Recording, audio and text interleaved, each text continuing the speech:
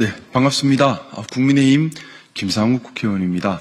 아침에 이렇게 귀한 시간 내주셔서 깊은 감사의 말씀 올립니다. 오늘 울산시당위원장직을 사퇴하면서 기자회견을 자청했습니다. 울산시당위원장직 사퇴라서 사실 국회에서 하는 것이 맞는지 또는 울산에서 하는 것이 맞는지 좀 고민을 하기는 했는데요. 시당위원장직을 사퇴하면서 지금의 사회 갈등과 또 12.3 사태 이후에 고초를 겪고 있는 많은 분들이 계십니다. 어떻게 보면 큰 맥락에서는 저랑 같은 입장일 수 있겠다는 생각 때문에 명예로운 불복종에 대한 메시지를 전달하고 싶어서 국회에서 기자회견을 요청드렸습니다. 이 부분 먼저 말씀드리고 기자회견을 시작하도록 하겠습니다.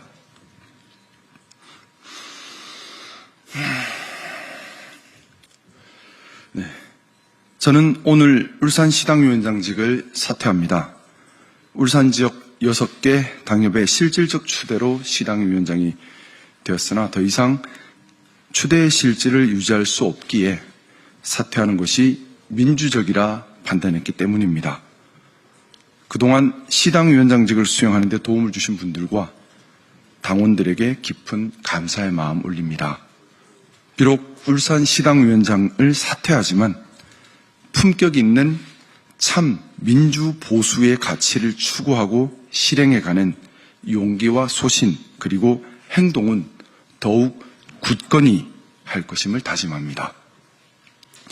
6개 당협의 실질적 추대가 철회된 것은 제가 비상계엄 해제와 대통령 탄핵에 적극 나섰기 때문입니다.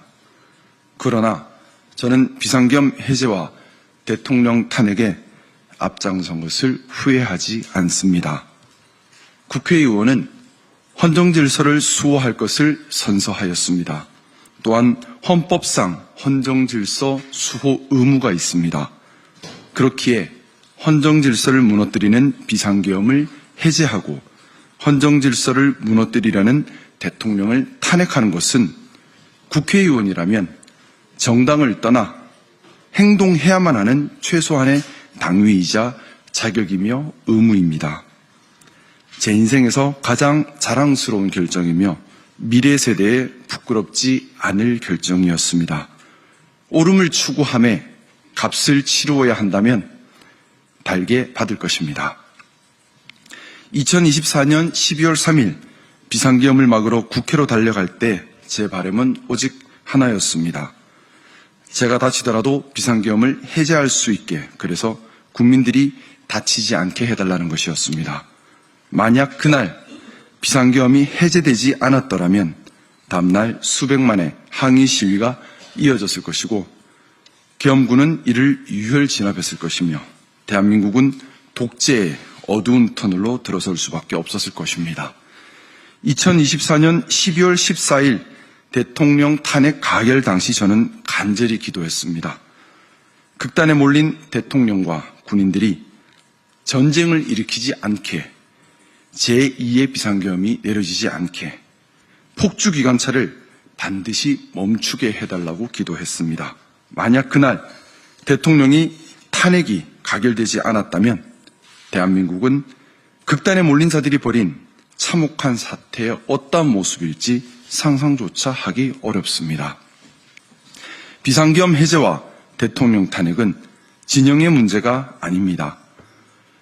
민주주의를 회복하고 국가를 지키며 국민을 지켜내는 것, 비상식과 거짓으로부터 상식과 옳음을 지켜내는 것, 정치하는 사람이라면 당연히 나서야 하는 당위입니다. 저는 대통령 탄핵에 대한 당론을 따르지 않았습니다. 하지만 국가와 국민과 민주주의와 옳음과 상식에 따라 보수주의자에게 부여된 역사적 소명에 충실하려 하였습니다.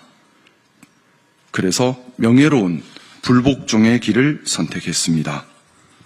포고령과 무장군인의 해산명령에 굴하지 않고 앞을 막아선 존경하는 시민 여러분들, 또 그 시민들이 다치지 않게 배려하고 부당한 명령에 불복종했던 계엄군들, 정치 금지 포고령에도 불구하고 국회로 달려온 선배 동료 의원님들, 12.3 사태 정의롭지 않은 잘못된 명령에 따르지 않고 명예로운 불복종으로 나라를 구한 많은 분들이 계십니다.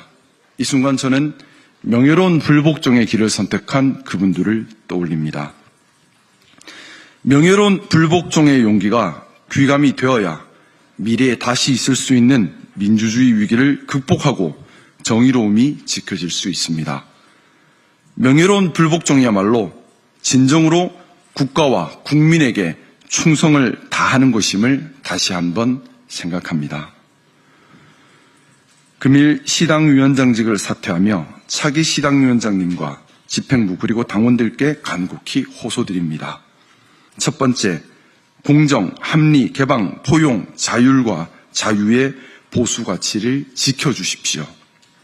두 번째, 민주주의와 헌정질서, 법치주의는 보수의 수호가치입니다. 보수의 수호가치를 지켜주십시오. 세 번째, 맹목적 진영 논리와 사리사욕, 당리당략이 아니라 옳고 그름을 기준으로 국가와 국민을 위한 정치를 지켜주십시오. 네 번째, 남을 비난하고 잘못되기를 바라며 반사이익만 추구하는 비겁함이 아니라 우리가 먼저 모범을 보이고 옳은 가치를 추구하고 실천하며 신뢰를 얻어가는 정도 정치를 지켜주십시오.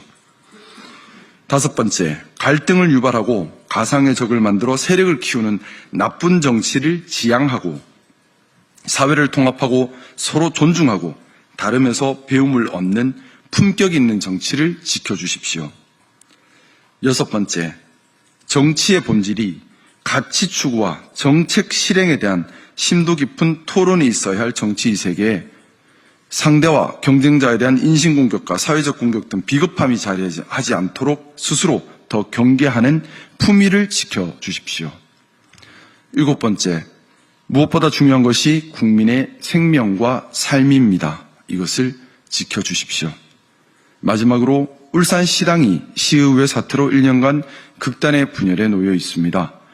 안수일 시의원을 복당시키고 법원의 판단을 존중하여 그에 따라 사태를 수습하는 것이 법치주의를 수호하는 보수주의의 자세이며 울산시당의 단합을 도출할 수 있는 유일한 길입니다.